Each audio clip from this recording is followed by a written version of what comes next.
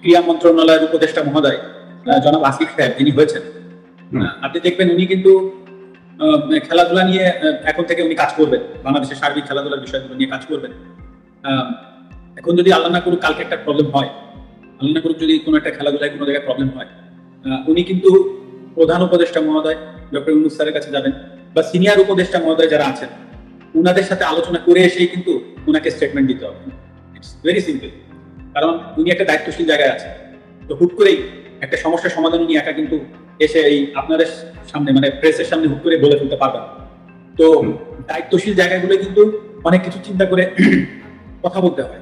তো সেই জায়গা থেকে সেই জায়গাটা কিন্তু আমি ছিলাম। হ্যাঁ, আপনি আমাকে খেলোয়াড় মাশরাফি বলছেন, আমি সেভাবে উত্তর দিচ্ছি, কিন্তু এট দ্য সেম টাইমে কিন্তু আমি একটা দায়িত্বশীল চেয়ারে বসেছিলাম। তো হুট করে আমি কিন্তু ফ্রন্টে এসে একটা কথা বলে দিলাম, আর তাই নিয়ে একটা বিশাল আরো বড় কিছু হয়ে গেল।